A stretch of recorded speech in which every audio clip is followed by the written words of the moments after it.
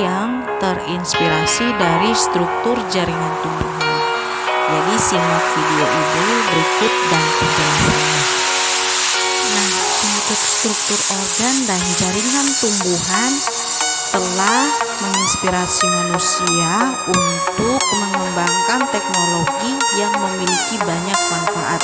Nah, apa saja teknologi-teknologi tersebut? Di antara lainnya ada panel surya, sensor cahaya, lapisan pelindung, dan alat permunian air. Nah, berikut akan Ibu jelaskan satu persatu yang selama ini belum kita ketahui atau jarang memang kita mempelajarinya. Nah, yang pertama itu ada panel surya. Nah, panel surya merupakan alat yang dapat mengubah sinar matahari menjadi energi listrik. Nah, ketika cahaya matahari menabrak permukaan panel surya, maka elektron pada panel surya akan bergerak melalui suatu konduktor dan menjadi arus listrik. Nah, mekanisme kerja panel surya ini dia terinspirasi dari mekanisme fotosintesis yang terjadi pada daun dan tumbuhan yang kemarin sudah Ibu jelaskan.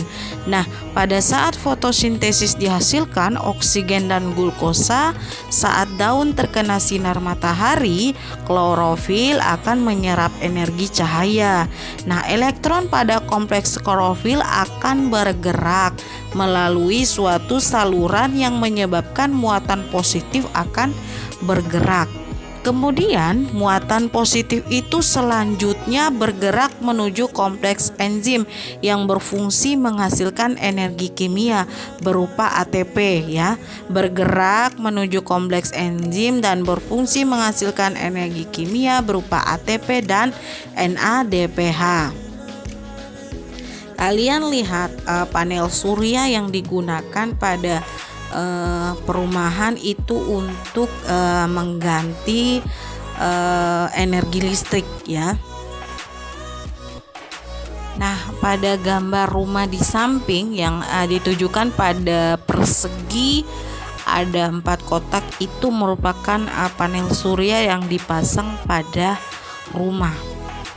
Seperti tadi panel surya yang sudah Ibu jelaskan itu merupakan alat yang dapat mengubah sinar matahari menjadi energi listrik.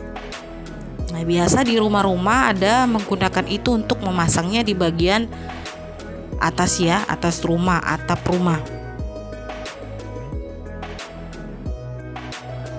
Nah, yang berikutnya yang kedua ada sensor cahaya. Nah, sensor cahaya adalah sebuah alat yang digunakan untuk mengubah besaran cahaya menjadi besaran listrik. Nah, untuk lampu penerangan jalan, dia mampu menyala dan mati secara otomatis karena dilengkapi dengan sensor cahaya yang disebut fotoresistor atau light dependent resistor, disingkat LDR, dan saklar pengatur on dan off. Kalian lihat di gambar di samping itu lampu-lampu yang ada pada jalan.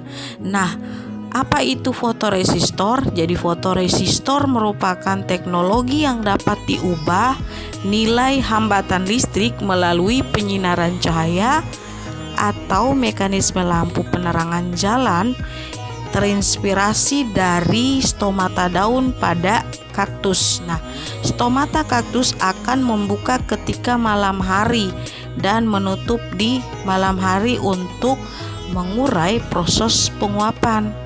Nah, aktivitas sel penjaga stomata ini diterapkan pada fotoseptor yang peka terhadap rangsang cahaya. Inilah bukti-bukti teknologi yang terinspirasi dari struktur jaringan tumbuhan ya. Jadi ada jaringan-jaringan tumbuhan yang berperan di dalamnya. Nah, yang berikutnya ada lapisan pelindung dan pengilap. Nah, kalian bisa lihat pada gambar nih antara daun talas dan mobil. Nah, untuk daun talas dulu, pada permukaan daun talas terdapat lapisan kutikula yang kedap air. Nah, hal inilah yang menyebabkan permukaan daun talas sangat bersih dan mengkilap. Nah, untuk kutikula dia tersusun atas senyawa lipid berupa lilin atau disebut wax dan polimer hidrokarbon yang disebut kutan. Nah, kedua senyawa ini dia bersifat hidrobik, tidak suka air. Nah, sehingga jika air mengenai lapisan ini, maka tidak akan membasahi daun. Lapisan lilin ini juga mampu mencegah menempelnya debu atau kotoran lain sehingga daun tetap bersih. Nah, para ilmuwan sudah mengadaptasi kemampuan lapisan kutikula ini untuk membuat cat dan tidak mudah kotor. Dia membuat mengkilat dan anti air, misalnya pada semir sepatu. Nah, itu ya, lapisan pengkilat pada mobil atau perabot rumah tangga. Nah, di sini kita bisa lihat contoh nih, daun talas dan mobil. Sudah ada lapisan untuk mobil sehingga mobil itu kelihatan mengkilap. Nah, di situ ada teknologi dari struktur jaringan tumbuhan yang berperan di dalamnya.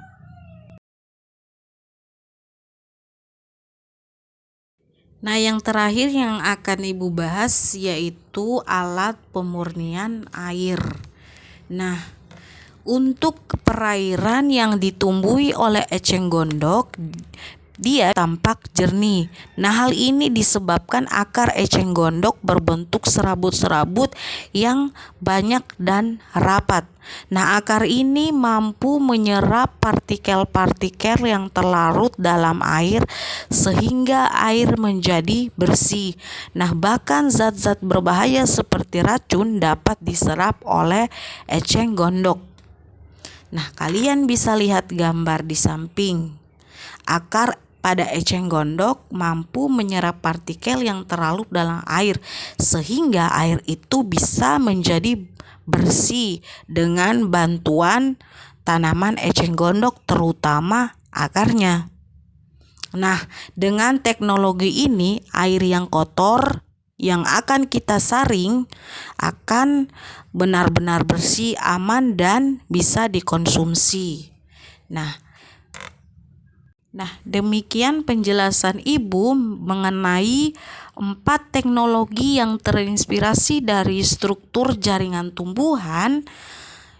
Silakan kalian simak lagi, silakan kalian pelajari lagi.